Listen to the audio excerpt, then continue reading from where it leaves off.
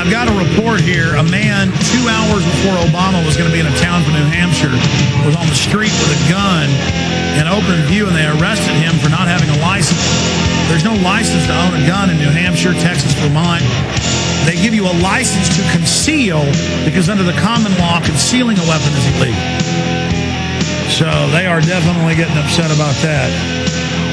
We got a guest coming on the last 30 minutes of the show today who was on hardball and the rest of it with the loaded handgun down the street from the event at a Free State Project event to show that people are going to openly demonstrate the Second Amendment so we don't lose it. That gentleman is joining us.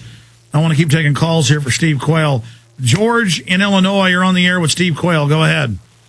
Hey, Jones, how you doing? Good. Hey, I haven't seen you mention this on the website, but the bill to audit the Fed in the Senate has 23 sponsors, and even some big globalists like McCain, and both of your senators are co-sponsoring it. Yeah, we constantly link to the 287 or whatever it is sponsors in the House, the 20 plus in the Senate, and the film I'm making. I mean, I got to admit, when I'm spending 8, 9, 10 hours a day just on this film, because it's hard to make one of these films, and we got like 4 guys in here, 5 guys total making it. And it's really me, Rob, and Aaron doing the lion's share of actually the editing, the video, the research, that I don't have a lot of I mean, I do miss a lot of things. So that's why we are taking your calls. But very, very exciting. Yeah, and one more thing for Steve. He really needs to check out that book, The Family, by that Jeff Charlotte that you had on. That is an amazing expose on the phony Christians. Absolutely. Thank you so much. I appreciate your call, George. Yeah, all of this is putting heat on the elite, though.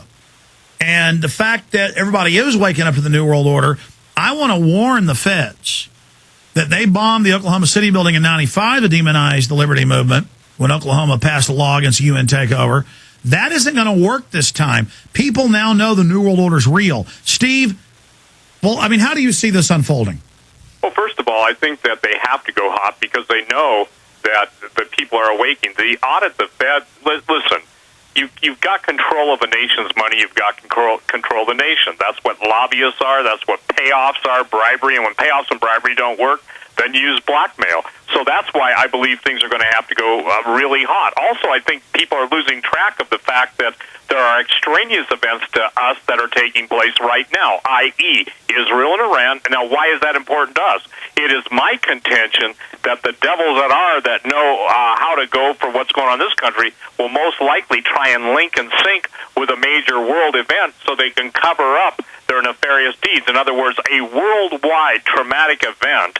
And you know what Tommy Frank said, the minute a nuclear weapon goes off in the United States, the bottom line is it's all over the Constitution. It's my what would you say, learned and calculated thought process that we are going to see multiple events taking place and that they will use an international event, whether it's London going up or D.C. or New York going up, meaning going up by a nuclear weapon, that it's going to be the false flag scenario, it's going to be integrated. And listen, Alex, they don't ever intend to give up power. So anytime there's a threat to their power, they have to take the eyes of the awakened off of the events that led up to their awakening and substitute something else. So what I'm saying is they will come up with a false flag or multiple false flags, tying it into an international event, and then, their killing spree begins in this country. See, I see them testing the flu to see if they can get people to take the shots, and then beta testing each time for a bigger event. I see the incremental system where they contract, we push back, they release some of the contraction. Then they contract again, we push back, they release some of the contraction. As soon as we give up again, think we've won, they contract again. That's the technique I see them using as they try to get control of us. But, I mean, I just hope you're wrong, Steve. You've been right about a lot of... Can I tell you something? I hope I'm wrong, but you've got to say this. You said it at the opening case. I called this one 12 to 13 years ago on how the flu would be utilized as a bioweapon. The dead You actually did it longer ago than that. You Yeah. did it in, 96. I guess Yeah. that's 13. Yeah.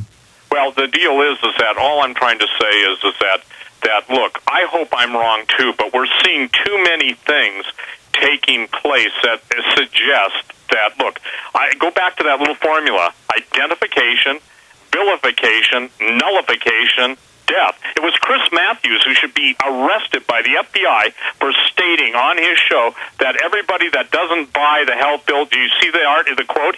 They should be strapped down and injected with scopolamine. In essence, they should be lethally injected. Now, excuse me, is that not a hateful thing to say? But see, Alex, it's double standards. What works for them is acceptable. What works against them must be put down at all costs. Well, yeah, like Obama says, put his poster up on stop signs.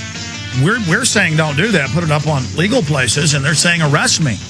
So you can have the Obama thing as him as hope and change. You can't with me. Steve, stay there. More phone calls with Steve Quayle straight ahead.